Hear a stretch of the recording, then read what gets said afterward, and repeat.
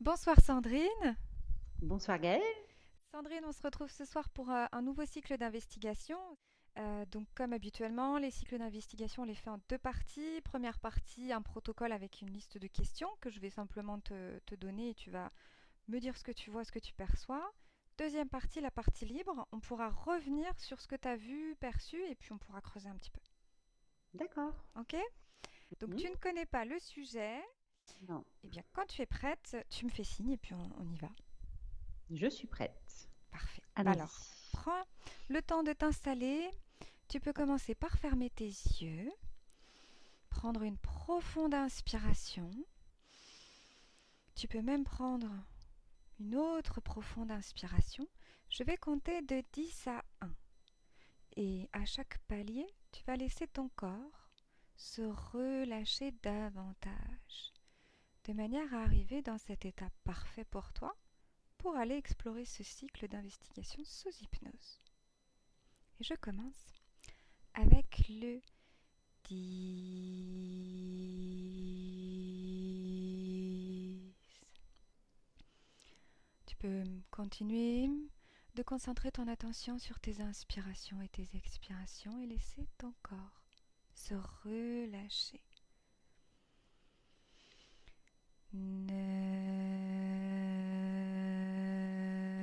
9. Laissez les muscles un à un se relâcher, se relaxer en profondeur.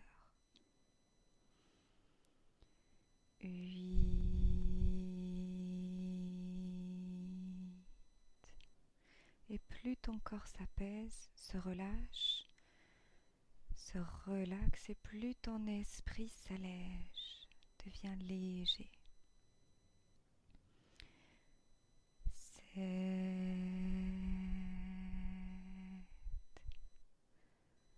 Prends le temps pour toi pour moduler tes fréquences, tes énergies, comme si tu cherchais à arriver dans une harmonie intérieure. 6.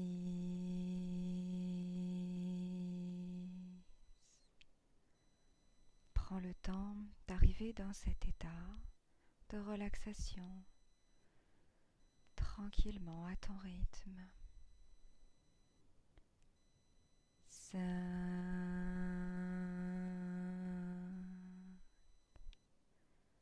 De plus en plus tranquillement, tu arrives dans cet état parfait, idéal.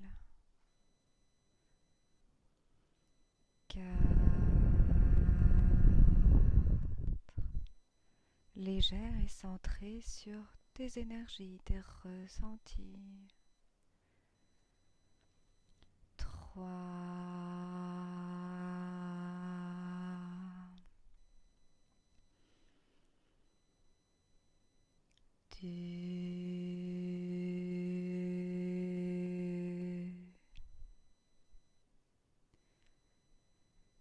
Et 1.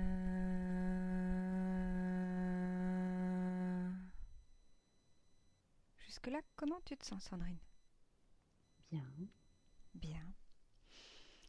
Sandrine, je vais compter de 1 à 3 et je vais commencer avec la première question de ce cycle d'investigation qui est sur Noël. 1,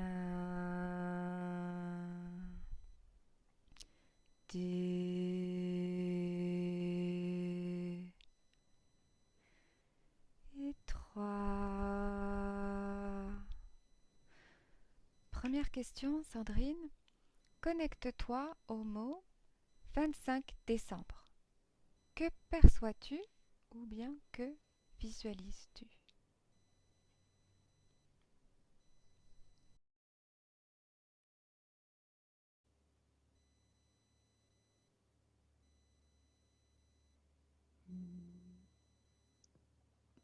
Une nuit étoilée. Mm, Plein d'étoiles. Autre chose?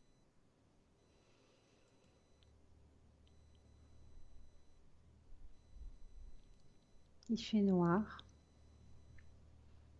Et il y a plein de petites lumières. Non. Ok. Pourquoi fêtons-nous Noël le 25 décembre?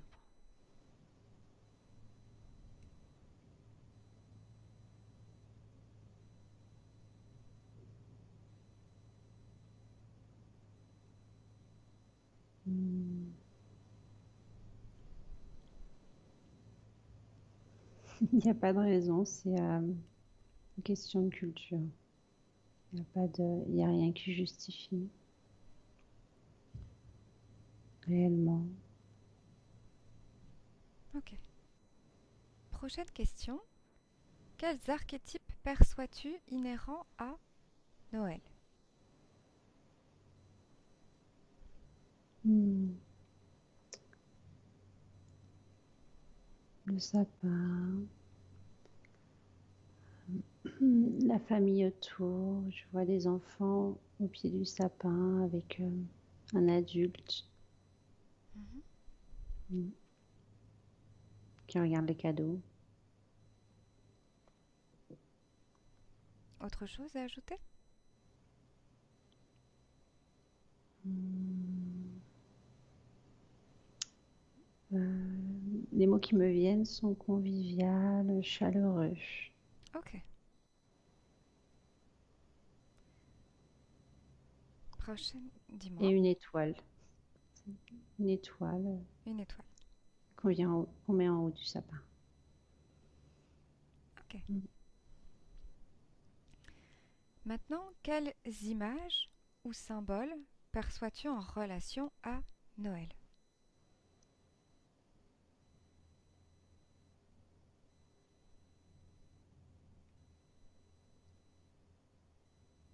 Est-ce que tu peux répéter la question? Bien sûr. Quelles images ou symboles perçois-tu en relation à Noël? La première image qui m'est apparue, c'est un dollar. Mhm.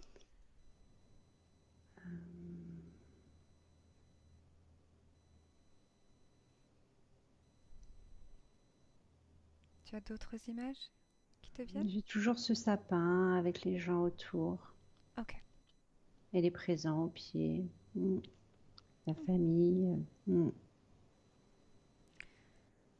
Prochaine question. Je vais compter de 1 à 3. Tu vas reculer au moment où le 25 décembre devient raison de culte et décris-moi ce que tu perçois ou visualises. Un, 2, 3. Qu'est-ce que tu perçois?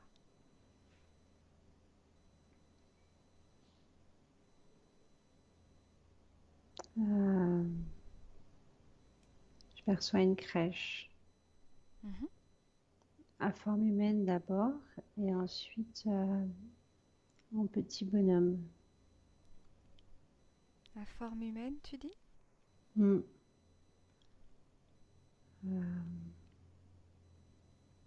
Euh, dans le sens où un homme et une femme qui attendent un enfant et après c'est une crèche qui m'apparaît. Mm, Mhm. Ok.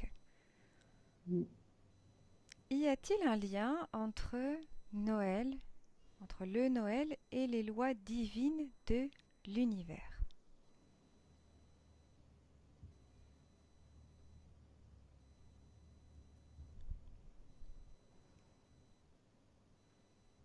Oui ou non? Euh, Pas vraiment. C'est en fait ce qui se passe, c'est que c'est une période au niveau astral, énergétique, des choses comme ça. C'est plus une période, voilà, au niveau énergétique. Enfin, je sens je sais pas comment l'expliquer avec des mots. C'est une période particulière, je dirais, de l'année. Après, c'est pas Noël en soi, c'est vraiment la fin d'année. La fin du mois de décembre, du Ok. 20 au 30. Mm. C'est plus. mm, Voilà. c'est plus quoi? C'est plus fort en énergie. Il y a des, je sais pas, il se passe des choses. Ok, C'est différent mm, du reste de l'année. C'est à la fois plus sombre et en même temps, euh, enfin, je trouve pas les mots vraiment. C'est voilà, je pense que il se passe quelque chose au niveau astral à cette période-là, mais il n'y a pas de lien avec Noël en soi. C'est juste une période particulière de l'année. ok. Mm. Le 25 décembre pour les calendriers, d'abord julien, ensuite grégorien, correspond au solstice d'hiver. Qu'est-ce que tu perçois à ce sujet?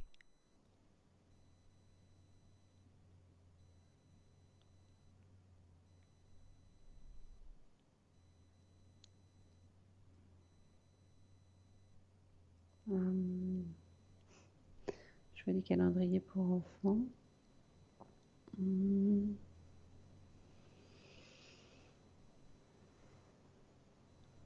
Tu veux que je te repose la question? Mhm. Le 25 décembre, pour les calendriers d'abord julien et ensuite grégorien, correspond au solstice d'hiver. Qu'est-ce que tu perçois à ce sujet?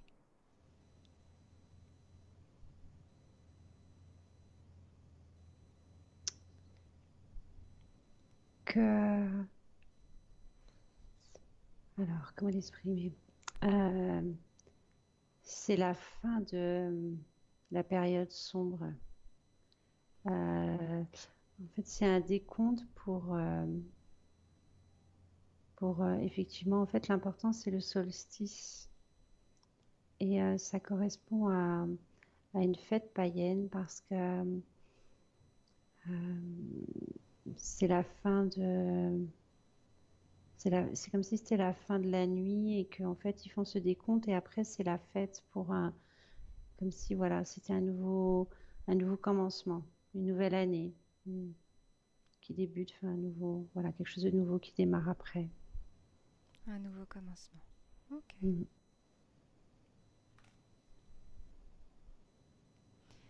Tu veux ajouter autre chose? Que c'est très festif. C'est très vraiment, c'est quelque chose qui est très attendu. Et c'est dans ce sens-là enfin, que je perçois le calendrier. C'est vraiment, on fait le décompte de vraiment, voilà, ce nouveau départ, Mm. Qui est une fête. Ok. Pourquoi, au cours des millénaires, les mythes, les légendes et les religions de tout le monde ont raconté qu'un sauveur, un dieu ou un fils de Dieu est né d'une vierge le jour de Noël?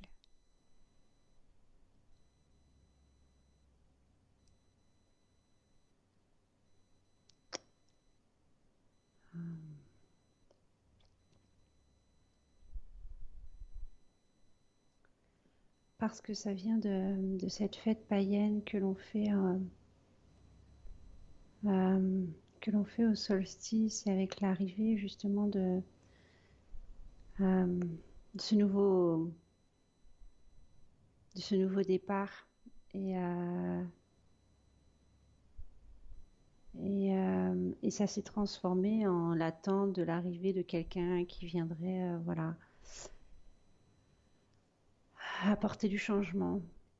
Un homme qui viendrait apporter du changement. Et en fait, c'est comme si c'était un changement de la nature.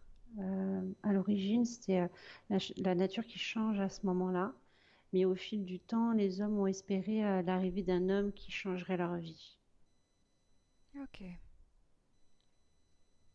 Mhm. Et maintenant, prochaine question. Quoi et qui les chrétiens fêtent et vénèrent-ils réellement?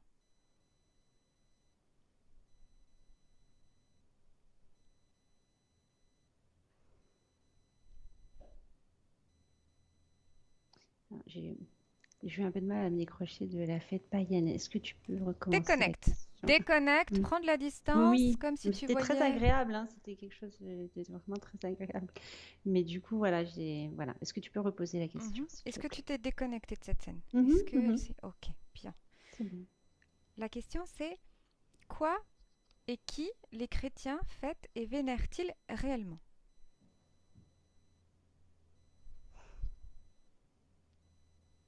Le pouvoir.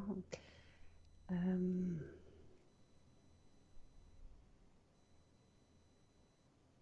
hmm. Alors en fait, je vois des hommes d'église mais euh, à un niveau supérieur, je veux dire, les gens qui sont à la tête de l'église, euh, leur quête c'est le pouvoir.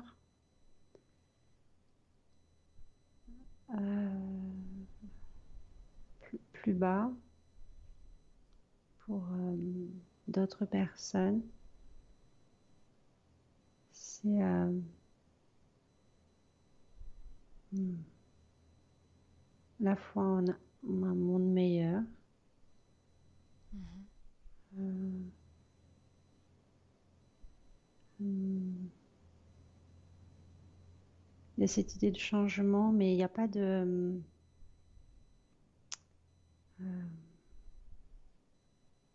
c'est une conviction, enfin, c'est pas une personne en soi. C'est une conviction intérieure Une conviction intérieure. Ok. de, hmm, de changement ou de mieux. Hmm. Est-ce que tu veux ajouter autre chose? Par rapport à cette question, Mhm.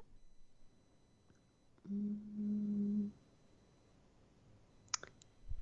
que pour les gens enfin, par rapport à cette question, que pour les gens qui sont chrétiens, ça leur apporte des choses positives.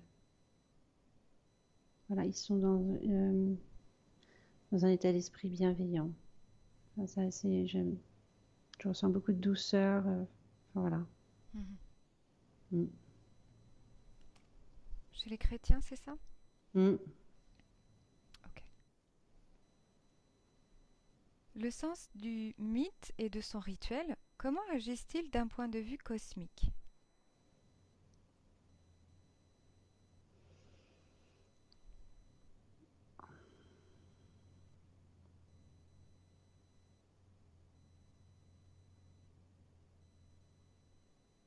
Je comprends pas la question.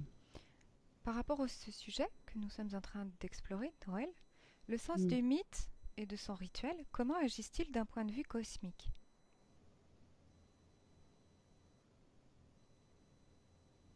Est-ce que tu as des images ou des ressentis, des perceptions en particulier?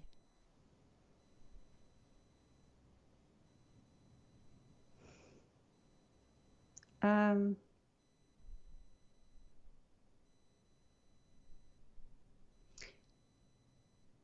D'un point de vue cosmique, alors je dirais qu'au niveau de l'éther, c'est une réjouissance parce que c'est source de tromperie et d'émotions de joie, mais aussi de déception. C'est une période qui peut être riche pour eux, Hmm. pour les terres. Quand tu dis pour eux, Euh, pour, euh, pour les êtres euh, comment dire, qui pour ceux qui surveillent et enfin, voilà, qui s'intéressent à ce qui se passe pour les hommes, ouais. Ceux qui, voilà, s'intéressent à l'énergie des hommes, pour eux, c'est une période propice, ouais, donc ils s'en réjouissent. mhm, Mais enfin, je le ressens comme quelque chose comme si c'était un peu moqueur aussi. Mm. hmm, Mm. Un peu moqueur, mais en même temps, c'est dans leur intérêt. Donc, mm. ok. Prochaine question. Comment tu visualises ou perçois la figure du Messie, Messiah de l'hébreu ancien, Oint du Seigneur ou Christus du latin. Comment tu la visualises ou perçois?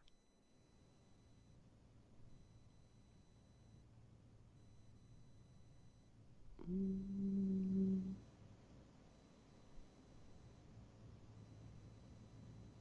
Alors, c'est un homme. Je te dis ce que je vois. Bien C'est sûr. un homme qui tient une lanterne et une canne Mhm, qui semble avoir de l'assurance. mhm. Euh, alors, les cheveux gris et longs. Euh,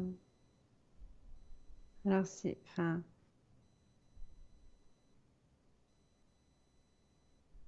il y a deux choses. Enfin, ça change un peu. Mais il y a cet homme, oui,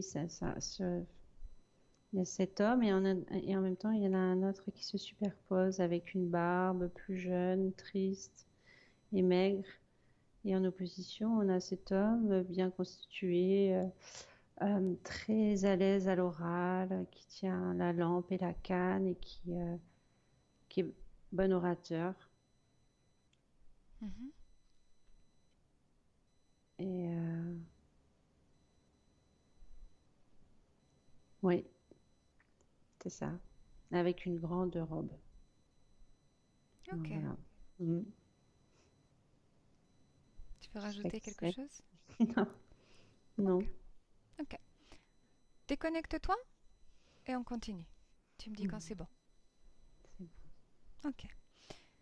La conscience collective, comment perçoit-elle les mots Sauveur, Dieu, Fils de Dieu?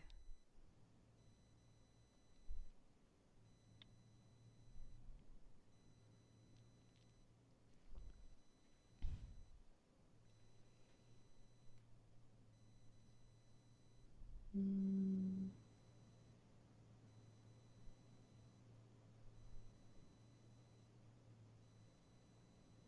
Qu'est-ce que tu vois ou perçois?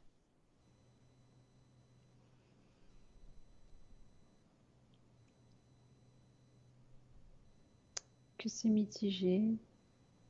Mhm. euh, que c'est comme si c'était quelque chose de vieux.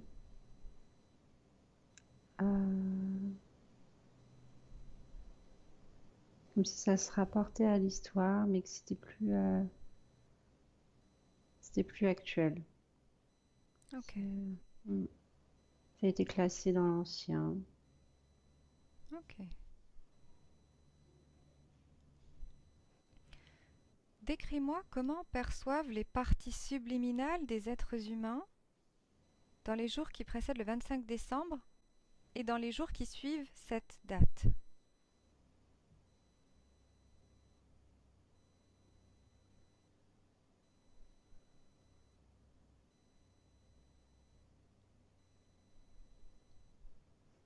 Mm.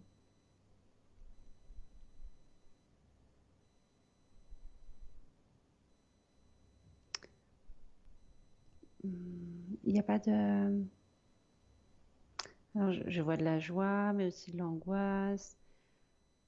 Euh, c'est...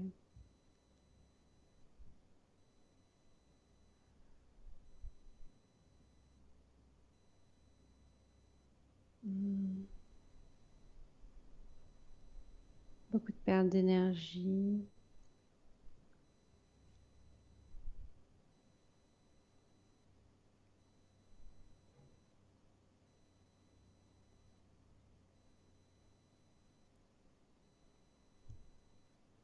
Autre Mm. chose?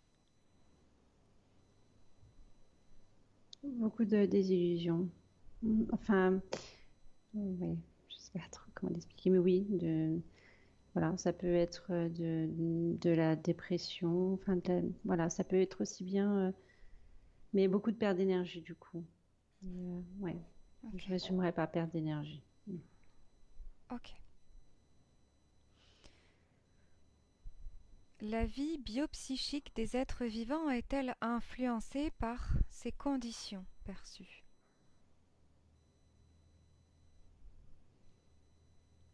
Hmm.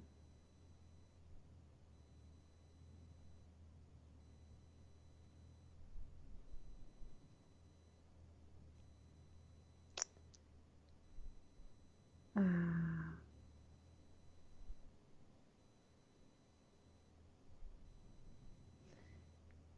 Alors, je dirais qu'au niveau éthérique, c'est assez sombre quand même comme période Mhm.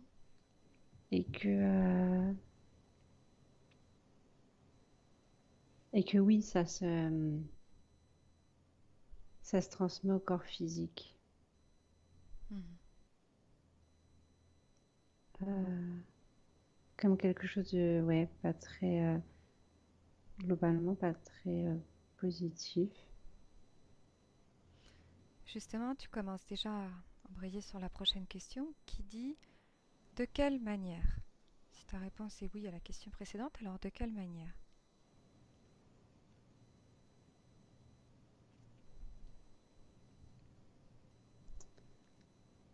Euh,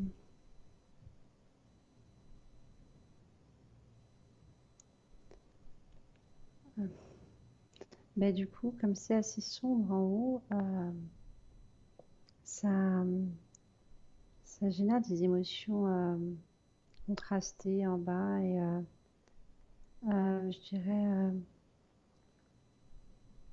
comme de la susceptibilité ou des sauts de, pas des sauts d'humeur, mais oui, voilà, on peut passer, ouais, une forme ouais, d'énergie négative, même si on voulait être dans la joie, il y a toujours quelque chose qui, voilà, qui va venir assombrir cette période. Des détails parfois, mais sensible, la personne va être plus sensible à des détails, des choses comme ça, qu'elle n'aurait peut-être pas prêté attention, mais la moindre chose qui serait négative va prendre plus de proportions. Ok. Prochaine question. La figure du Père Noël a-t-elle une information symbolique ou archétype?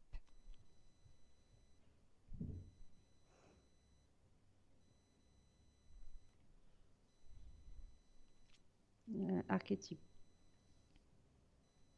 Et quelle information tu as?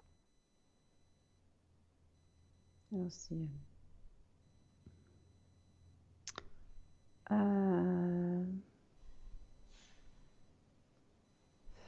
la personne bienveillante, chaleureuse, euh, bedonnant, qui mange bien, qui voilà, bien manger, être gentil, être généreux. Voilà, c'est des valeurs qu'il est là pour transmettre, pour influencer. Enfin, voilà, c'est des valeurs qu'il veut imposer à cette période. Enfin, il veut pas imposer, mais voilà, je ne sais pas comment l'exprimer, mais Je te suis. Mhm. voilà, c'est des valeurs, voilà, voilà, qu'on nous, Mhm. de manière subliminale, qu'on nous, voilà, pas qu'on nous impose, mais qu'on nous fait, enfin, je le sens comme imposé, enfin, Mhm. qu'on suscite, qu'on cherche à susciter, voilà, Mhm. voilà. Mm. Tu veux rajouter autre chose? Et puis le bon père de famille, enfin, c'est un homme, voilà, un Mhm. homme, un papy, enfin voilà, cette image de l'homme présent, rassurant, bienveillant, voilà. Mm. Ok. C'est ce que représente le Père Noël. Mhm. Maintenant, le sapin de Noël a-t-il une information symbolique ou archétype? Oui, non ou en partie.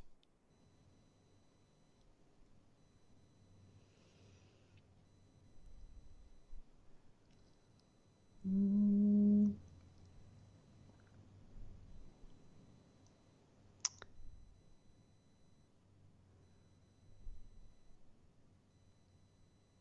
Qu'est-ce que tu perçois? que le sapin, c'est pas très important. Mhm. Que,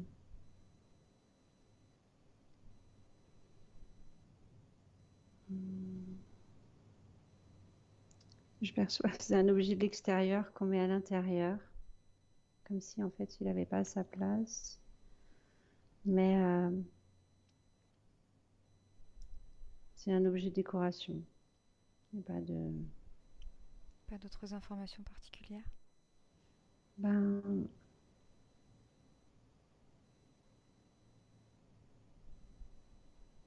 non, si ce n'est qu'il pointe vers le ciel. Mais rien de précis, non, il n'y a rien qui. Mm. Il pointe vers le ciel, tu dis? Mhm. C'est comme si enfin, ouais, il pointe quand même vers le ciel, oui. Il y a cette connexion, enfin, mais, euh, mais ça aurait pu être un autre objet, je veux dire, là, voilà. Ok. Ça Mm. t'amène à rien de particulier quand tu regardes?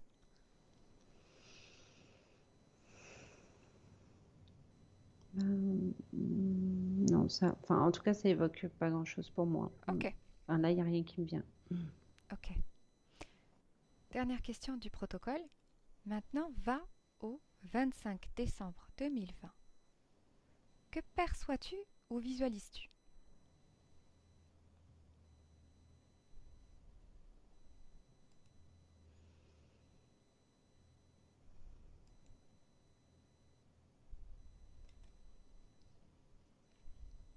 Mm. Euh, une utopie. Euh, Comme si c'était un petit peu de lumière dans la nuit. Ouais, Continue. Hmm,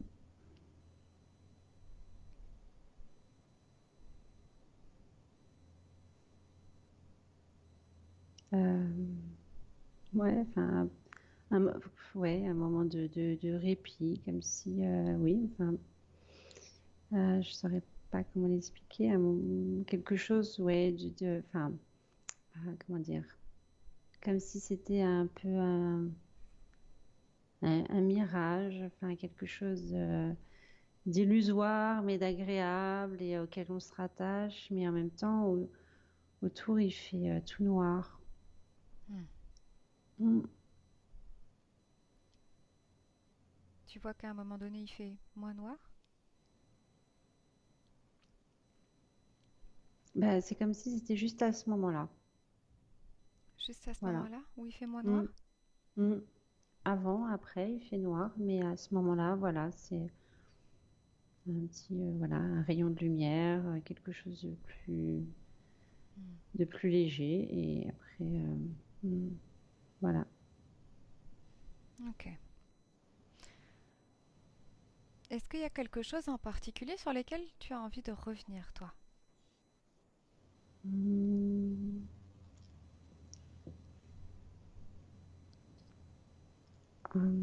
j'ai trouvé la fête païenne très intéressante, Exactement. mais enfin, pour Figure-toi moi, que ouais, ça a été le moment le plus agréable. Enfin, vraiment, c'était très, ouais, très agréable. tu veux Au niveau bien du ressenti, m'en ouais, avec reparler plaisir. justement et retourner, regarder, me Mhm, décrire à quelle époque tu es, à quoi ressemblent mhm. les gens que tu Euh, perçois dans cette que je fête? perçois, Combien sont-ils? Décris-moi. c'est très, un, ça ressemble plutôt au Moyen Âge. Les femmes, alors c'est plutôt le monde vraiment paysan. Je vois des femmes qui travaillent au sol avec des coiffes ou des foulards dans les cheveux. Elles savent faire. Est-ce que tu as une année en particulier qui te vient? Euh, hmm, non, non. Ok. On est où? Si tu regardes, si tu prends de la perspective, tu te localises où? Euh, dans la campagne. Tu as une Mm. région? Un pays? Un continent?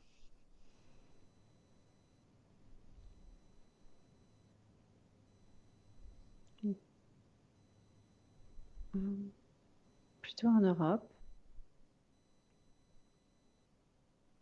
Euh, ouais, plutôt en Europe. T'as un pays?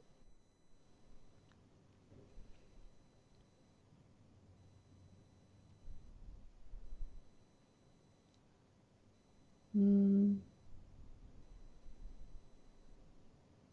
La France, l'Allemagne, je sais pas trop. C'est pas très. Ah, ok, ok, ok. Alors maintenant, regarde et dis-moi comment ça se passe, comment ça fonctionne, cette fête païenne. Hum,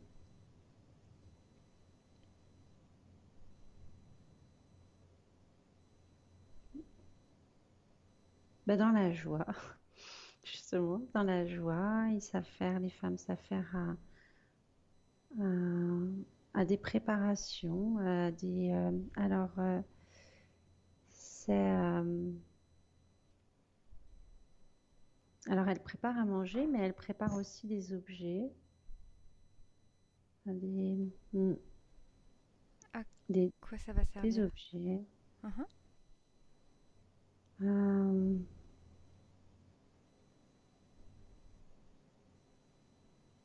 alors j'ai des mots qui me viennent en fait, c'est des objets qui vont, alors c'est le mot de sacrifice qui me vient, mais c'est sacrifier des objets comme si, voilà, brûler la fin de quelque chose. Voilà, il y a cette idée Mhm. ouais, de préparer une fête. Par contre, c'est tous ensemble. C'est comme, c'est pas chacun dans sa maison. C'est vraiment tous.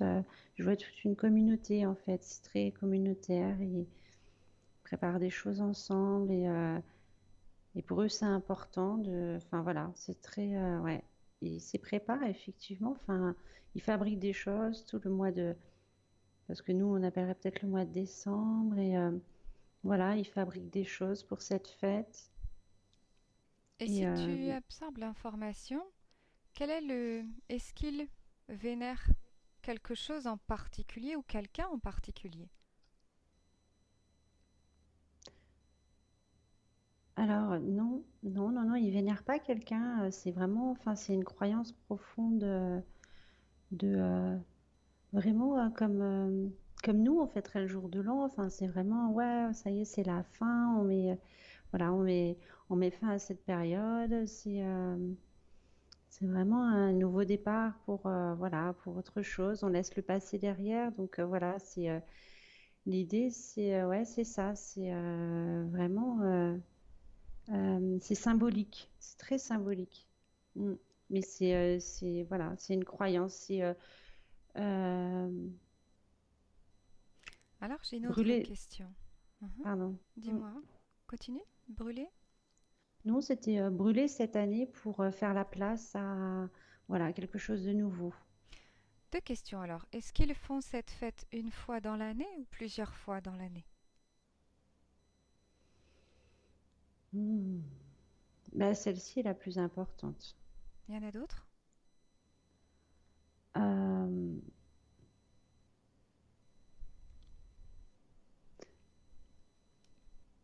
je dirais oui. Euh,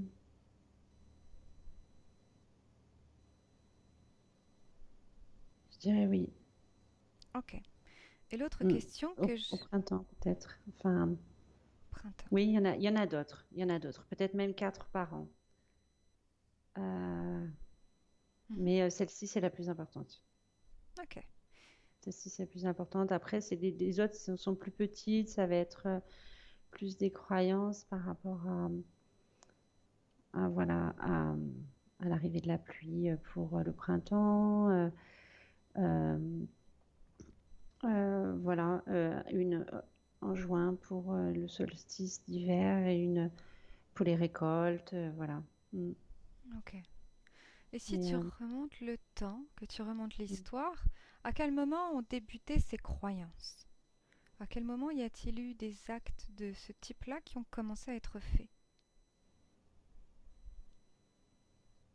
D'où ça vient, cette croyance? Qu'est-ce que tu perçois?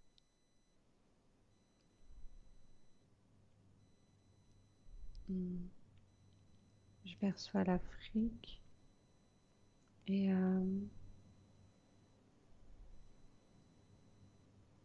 Continue. euh,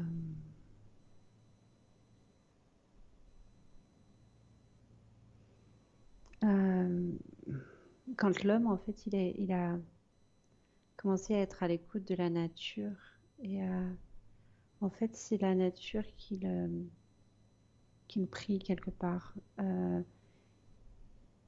Il n'a pas de Dieu, mais il est en relation avec la nature et c'est à elle qu'il demande. Tu as une Euh, période? Une année? non, mais c'est un homme primitif. Il est vraiment pas très évolué. Il est juste observateur de son environnement.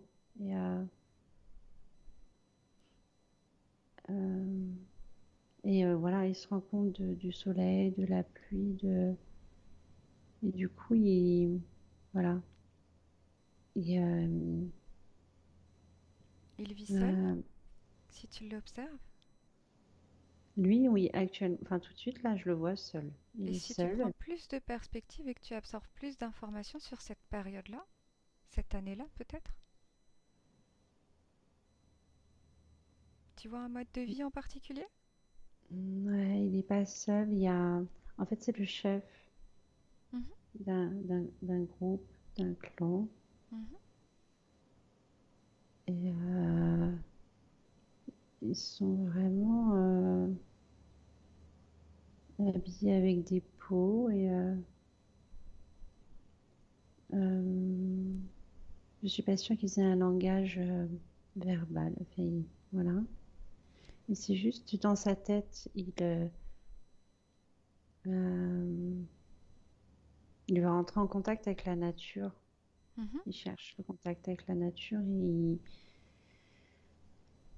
Et voilà, il lui demande, enfin voilà, il cherche à rentrer en communication avec la nature Et qu'est-ce qui va se justement. passer si tu regardes justement ce contact ou cette communication qui va se faire? Va-t-elle se faire? Mm, Et comment se fait-elle? mm, mm. Elle va se faire par. Alors lui était en demande et il regarde Regarde. le ciel. Mhm. Il regarde le ciel et, et en fait, oui, enfin, le nécessaire enfin le nécessaire. L'eau va arriver et il va se mettre à pleuvoir. Et a priori, c'est ce qu'il attendait et c'est ce qu'il espérait. Et si toi tu Et de là, absorbes et que tu mm, regardes, y a-t-il eu un contact en particulier qui a été créé, qui a été fait? Et après je te laisse tranquille. oui, cette croyance, oui, il y a un contact entre du coup la nature et l'homme. Et du coup, à partir de là, ils ont commencé, ils ont communiqué. Enfin, l'homme a communiqué. Oui, ils ont communiqué. On peut dire qu'ils ont communiqué, puisque oui, ouais. Et Mm. tu peux m'expliquer En comment tout cas, lui, il a ce sentiment. Il a ce sentiment de communication avec la nature, qui ensuite s'est transmis. Mhm. Et si tu regardes, est-ce que il a... Comment ça s'est fait ce contact?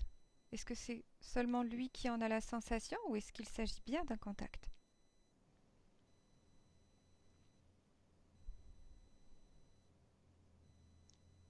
Euh,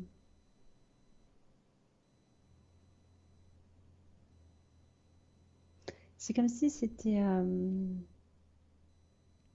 oui, oui, il y a un contact, comme de la télépathie. Mm. Tu veux bien m'en parler? M'expliquer? Mm, lui, euh, alors, enfin, de cette scène, je vois et je ressens qu'il y a comme une écoute mutuelle Mhm. et que et il y a parce que dans cet échange, il y a du respect. euh, Quel est l'échange? C'est comme si tu pouvais décoder le message qui est émis, qui est oui, entendu. alors, c'est lui qui est demandé, qui a été demandeur de ce contact d'aide de, comme si c'était une demande d'aide, de survie, Qu'est-ce de qu'il demande? besoin, vraiment. Euh, en fait, lui, ce qui est, ouais. Alors en fait, c'est plus vaste, d'accord. Du coup, oui, en fait, de l'aide de la nature. Il a pris contact avec la nature pour lui demander d'intervenir pour la survie de son groupe. Et, et, euh, et, et la nature lui a, enfin, voilà, il lui a demandé. La nature lui a répondu à sa façon avec une émotion bienveillante et, euh, et a priori a répondu à ses attentes. Et du coup, c'est devenu un respect mutuel et une vraiment, enfin, en tout cas, un respect de l'homme pour la nature après, enfin, voilà, qui après, ouais, qui l'a marqué, qui les ont marqués. Mhm. Mm, mm, Si tu regardes quand il émet cette demande d'aide, l'homme, mm, mm. comment tu perçois, toi, la nature? Quand tu dis la nature lui a répondu, comment tu la vois, la nature? Mm. Euh, alors, alors, comment je la vois, la nature? C'est bah, son environnement, simplement. Juste les arbres, le ciel. Alors, lui avait tendance à regarder le ciel parce que il attendait de la pluie Hmm. et donc il observait les nuages. Mais, euh, mais c'est toute la nature, c'est les animaux, les plantes, c'est l'ensemble de tout ce qui l'entourait, tout ce qui,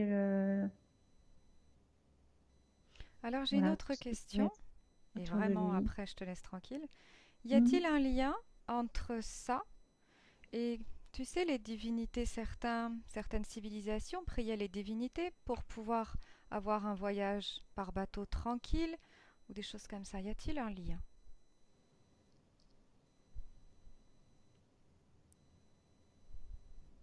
Eh oui. Mhm. Mhm. A priori, c'est une croyance vraiment qui après, comment dire, c'est comme si c'était rentré dans le cœur de l'homme et que après, enfin, il s'était, voilà, enfin, lui, c'est comme s'il avait ouvert cette porte et qu'après, bah, c'était resté. Voilà, ça s'était transmis et qu'après, c'était vraiment ancré, voilà, cette relation vraiment de respect, euh, vraiment de respect. Mais je pense qu'après, euh, après, ça a été un peu, enfin, cette relation était vraiment pure et nature. Et après, je pense que ça a été, parce qu'après, je vois des sacrifices et parce que l'homme savait pas comment répondre à la nature et elle a pensé que de son côté, il fallait qu'il donne. Et du coup, voilà, il s'est mis à faire des sacrifices, mais enfin, J'ai voilà, d'autres c'était, questions, mais voilà. on va Oh, s'arrêter ouais. là parce Après, que... ça a été, voilà, détourné. Enfin, détourné, ouais. Ok, C'était moins. Mm. ok, ok. Bien. Ça va? Tu te sens bien? Mhm, mhm, Ok. mm, mm, Prête à revenir? mm. Ok. Tu vas pouvoir commencer par te déconnecter complètement, tu te déconnectes de tout ce que tu as vu, de tout ce que tu as perçu, entendu, croisé. Tu reviens à toi et uniquement à toi, à tes énergies, à ton espace à toi, tes énergies propres. Je vais compter de 5 à 1. Tu es bien déconnecté? Tu as besoin Un de petit temps? instant. Oui, un tout petit instant. C'est Déconnecte-toi. très Prends le bien. temps de te déconnecter, comme si les images autour de toi disparaissent définitivement. Mhm. Avec ta simple et seule volonté, tu fais ce que tu veux, toi, dans ton espace. Mhm. Est-ce que c'est bon? C'est bon. Bien.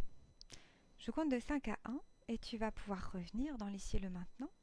Tu vas pouvoir prendre le temps d'harmoniser tes fréquences, les moduler, tes propres énergies, et les laisser parcourir tout ton corps, comme si ta volonté était d'installer de l'harmonie ou bien n'importe quelle fréquence qui te fait plaisir à toi. La joie, la tranquillité, le bonheur, c'est toi qui choisis. 5.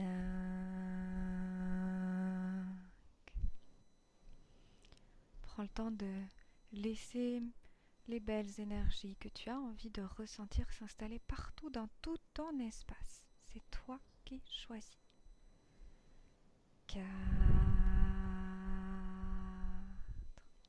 Prends le temps d'harmoniser tes énergies, de ressentir la légèreté s'installer dans tout ton être. La tranquillité, l'apaisement, la sérénité. Et en même temps, tout cela bascule également sur le plan physique. Ton corps se réveille tranquillement, apaisé, en forme et en même temps serein. 3. Tu commences à ressentir de plus en plus tes muscles, ton corps, comme si tu reconnectais avec chaque partie de ton corps, chaque muscle. 2. Tu peux commencer à ramener du mouvement aux extrémités, bouger la tête, les mains, les pieds. Et 1. Quand tu es prête, tu peux ouvrir tes yeux, revenir parfaitement bien dans l'ici et le maintenant. Mhm. Comment ça va, Sandrine? Ça va? Moi, ça va. Ça va? Tu es bien revenue? Mhm. Oui. Tu te sens comment? Très bien. Bien. Très bien. Détendu. Parfait. Bon alors, Mm. merci Sandrine pour ce protocole, pour ce Merci cycle, Gaëlle. et à bientôt. À bientôt. Benvenuto a questo nuovo video di Disclosures. Oggi parliamo della cosiddetta sessione di ipnosi investigativa. In realtà non esiste una sessione di ipnosi investigativa. Non che non si possa fare investigazione di ipnosi, però è che non esiste una sola sessione di ipnosi per dire si è fatta investigazione, per prendere quell'informazione come buona. Perché? Sappiamo intanto che l'informazione che arriva in ipnosi è molto contaminata, la percentuale di inquinamento dell'informazione è altissima.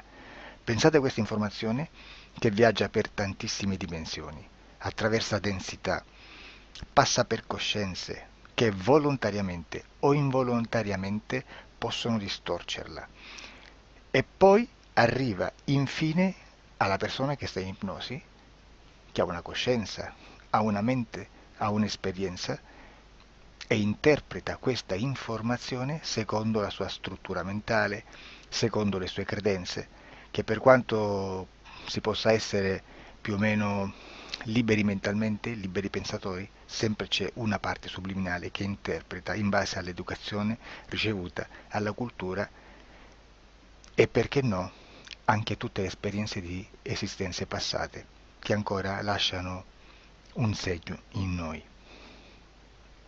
Per capirci, è come se dovessimo parlare con un'altra persona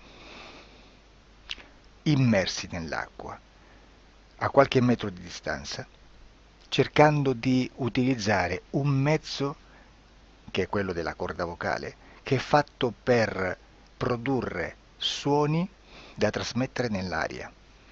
Noi stiamo utilizzando questo strumento per far passare un'onda sonora nell'acqua o in un liquido chiaramente il suono viene completamente distorto, sempre ammesso che sia per il nostro corpo facile e non difficoltoso poterlo fare senza avere dei problemi come ingurgitare acqua o eccetera.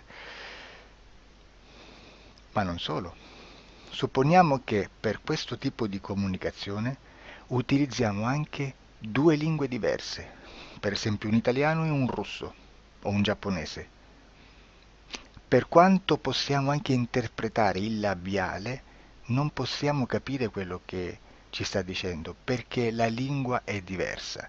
La lingua, diciamo, da dove parte l'informazione a dove arriva è completamente diversa, il codice, il linguaggio è diverso, ma possiamo anche cercare di capirci attraverso i gesti, attraverso le espressioni facciali. Per quanto sia ipoteticamente facile poterlo fare sott'acqua, però non dobbiamo dimenticare che l'acqua non è l'aria e può distorcere l'immagine, ma non solo.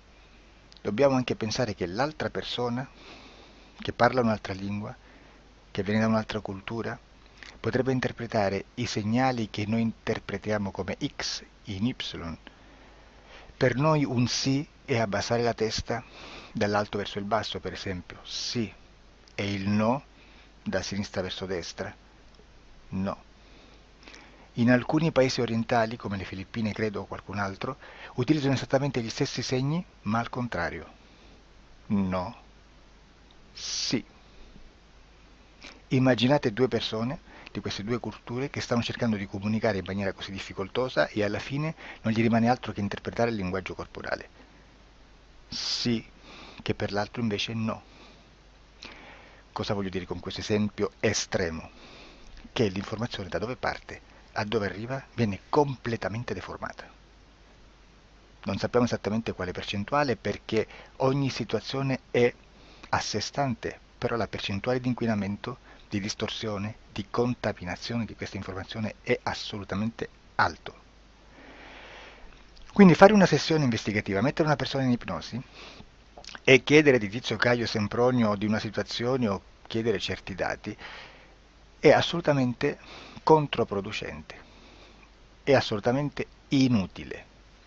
Quindi vi chiederete cosa fate allora voi quando fate ipnosi, quando fate delle domande, quando cercate delle risposte e con queste informazioni che vi arrivano lavorate sulla situazione esoterica del cliente. Beh, non facciamo altro che recuperare questa informazione solamente per arrivare al problema del cliente e poi lavorarci. Quindi il valore dell'informazione non è quello di un'istruzione, quello di memorizzare dei dati e di prenderli per buoni, ma è un veicolo di movimento, di trasporto verso la causa del problema per poi lavorarci. Quindi lo scopo di questo tipo di informazione che si prende dalla singola sessione è completamente un altro. Come si fa quindi? Investigazione in ipnosi. Il lavoro non è semplice, il lavoro è lungo, difficoltoso, stancante. È necessario farlo anche in squadra perché bisogna moltiplicare il numero di sessioni da fare e una sola persona potrebbe farlo soltanto in un tempo estremamente largo. Noi abbiamo delle informazioni che prendiamo ormai per buone, ci lavoriamo, danno dei risultati e quindi per noi sono buone. E come abbiamo fatto ad avere queste informazioni? Per esempio, come facciamo a sapere che un extraterrestre chiamato il cosiddetto grigio è più o meno alto X, poi ci sono magari quelli anche un po' più alti, ma hanno un corpo strano, hanno una pelle grigio-verde, hanno degli occhi grandi a mandorla, neri, senza una pupilla visibile, non hanno quasi bocca né naso né orecchie, hanno soltanto delle fessure, non hanno organi genitali, hanno degli arti molto più lunghi rispetto alla proporzione che potrebbe avere il corpo umano, e di solito hanno meno dita delle 5 del corpo umano, eccetera, eccetera, eccetera. O se no prendiamo un altro tipo di essere che possiamo incontrare in ipnosi, come facciamo a dire che hanno delle somiglianze con i rettili, gli animali rettili terrestri o gli invertebrati, gli insetti terrestri? Perché? Perché siamo sicuri di questa informazione e ci lavoriamo e quando ci arriva la prendiamo già per buona, nonostante sia anch'essa contaminata.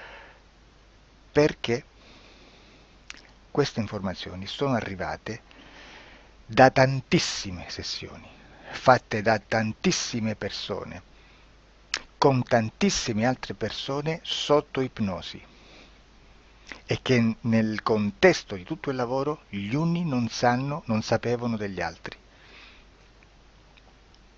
Questo dato può essere più o meno rilevante, sempre c'è contaminazione e quindi possiamo prendere per buono anche un gruppo di lavoro dove l'uno possa sapere dell'altro. Ci potrebbe essere una contaminazione del contesto di quel gruppo di lavoro, ma si aggiunge semplicemente una piccola percentuale di questa contaminazione a già la grande che esiste. Non è così impossibile lavorarci. Da tutte queste sessioni, da questo grande numero di sessioni, migliaia, diciamo migliaia, noi prendiamo solamente quell'informazione che è uguale a tutte, che è in comune a tutte, o a quasi, perché magari qualcuna ci potrebbe essere niente in comune per una fortissima contaminazione, perché no? Ma dobbiamo prendere una stragrande maggioranza, proporzionalmente abnorme rispetto a quello che potrebbe essere un minimo di scartabile, e lì possiamo prendere per buona questa informazione. Quindi se noi su 10.000 persone diverse, con operatori anche diversi, in cui in ogni sessione vediamo un essere che più o meno ha le stesse caratteristiche del grigio o dell'insettoide, a forma di mantide religiosa, o il rettile a forma di lucertola, per esempio, di serpente o di quello che sia, o se vediamo il pianeta Marte più o meno di colore rosso, o se vediamo dei sotterranei eterici, non fisici, nel sottosuolo terrestre, soprattutto sotto le grandi città, dove c'è concentrato molto potere, molta energia di questo tipo, e che più ne hai più ne metta. Se vediamo degli impianti che hanno certi tipi di funzioni, certi tipi di forme in certe parti del corpo, e questa informazione la ritroviamo tutta o quasi in tutte le sessioni fatte, eseguite, realizzate da tanti anni a questa parte, significa che quella è una informazione affidabile. E vi posso garantire che stiamo parlando di una percentuale bassissima. Su un 100% staremo, credo, forse più in basso di un 2-3%. Immaginate, tutto il resto è spazzatura, è informazione spazzatura.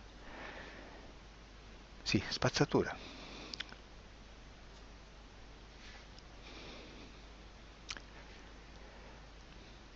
C'è anche un'altra cosa da dire.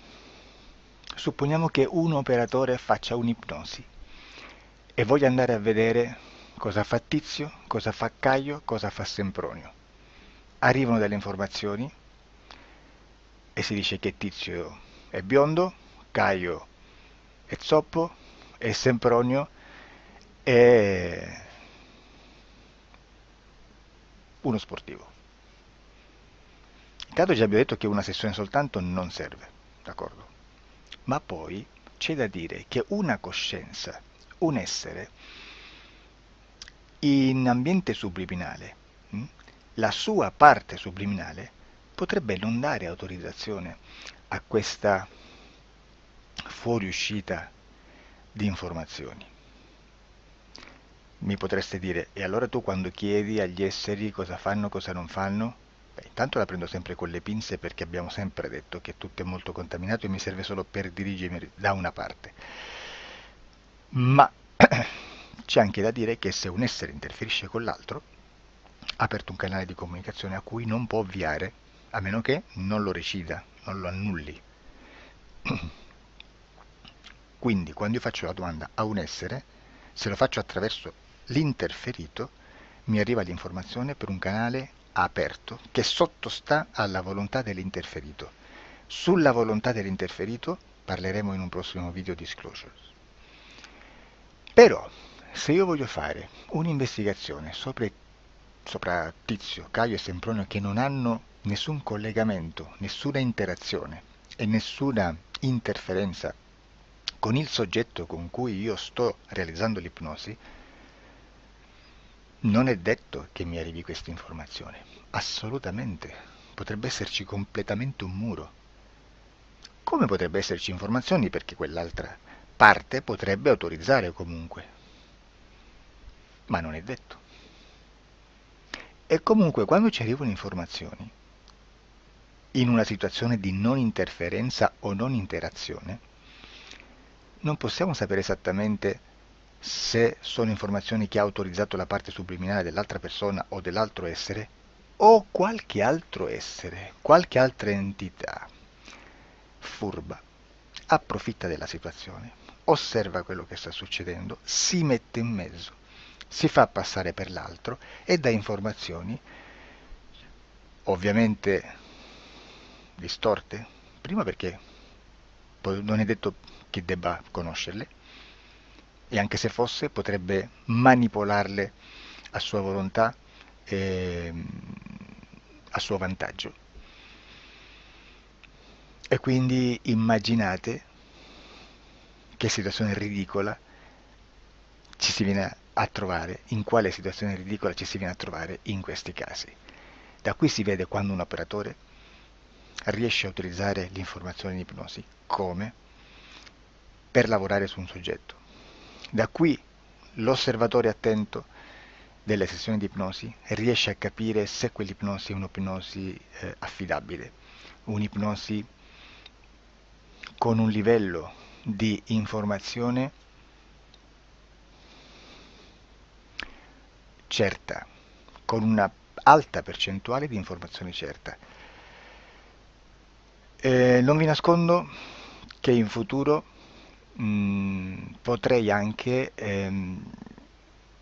impostare un lavoro per decifrare che livello di certezza di informazione c'è in un'ipnosi, analizzandola e spiegando il perché, spiegando i meccanismi di analisi di un'informazione in ipnosi,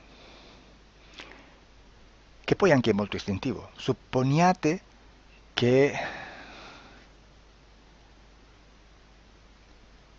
che dobbiamo cercare un'informazione su internet, per esempio un fatto di cronaca. Voi preferite mettervi su un sito ufficiale? A caso. L'ANSA in Italia, ADN Kronos, qualche telegiornale che per quanto possano manipolare l'informazione ad alti livelli, comunque possiamo dare affidabile la fonte dell'informazione che viene trasmessa. Non possono trasmettere una bufala sicuramente. Verrà sicuramente manipolata ad altri livelli. Ne parleremo in altri video, ma a livello base la fonte è certa. Sicuramente non andrete a cercare questa informazione sul primo sito, il primo blog che vi passa davanti e magari ha 4 followers. Perché? Perché non vi dà nessuna garanzia della certezza della fonte. Non c'è un controllo né nella struttura interna di questa agenzia di informazione e né dal grande pubblico che per la quantità di persone che attingono quell'informazione si può dedurre se l'informazione è certa o meno, perché è un'informazione che passa in un pubblico così vasto che se ci dovesse essere una distorsione con la realtà è molto probabile che venga fuori. Credo che abbia detto quasi tutto sulle sessioni investigative. Prima di chiudere aggiungo che proprio per questo stiamo conducendo dei cicli di investigazione in ipnosi regressiva che comprendono tante sessioni con persone diverse, con una buona o eccellente suscettibilità ipnotica, sicuramente, per poter indagare su spazi ristretti su alcuni temi. Perché dico spazi ristretti? Perché se andiamo a prendere eventi grandi nel tempo, nello spazio, storici, parlare di qualcosa di molto generico implica una quantità di sessioni abnorme. Immaginate se dovessimo fare una sessione investigativa sui buchi neri, quanta informazione ci sarebbe e quante informazioni da filtrare. Sarebbe quasi impossibile farlo in questa maniera. Ma se noi riduciamo lo spazio di investigazione, se noi prendiamo per esempio, investighiamo sulla pedofilia nella Chiesa Cattolica, ecco, se già restringiamo il campo d'azione, è molto più facile che possiamo attingere informazioni affidabili, presuntamente affidabili, con un numero di sessioni sicuramente alte, ma ridotte rispetto ad altri tipi di sessioni molto più generiche, su temi molto più generici. Quindi per fare anche delle investigazioni su temi molto generici bisogna suddividerli in temi, in dettagli, per poi alla fine, quando tutta l'informazione è stata filtrata ed è stata dedotta l'informazione comune, si possono mettere insieme per cominciare a costruire il quadro, mettere insieme tutti i puzzles. Questo è il vero senso dell'informazione in ipnosi, quando si fa ipnosi investigativa. La sessione per risolvere una problematica, un problema, con una presunta origine esoterica di un cliente, di una persona, è un'altra cosa, sono altri metodi, altre tecniche e l'informazione si usa in un'altra maniera, ha un altro scopo. Grazie, ci vediamo al prossimo video. Disclosure. Ciao.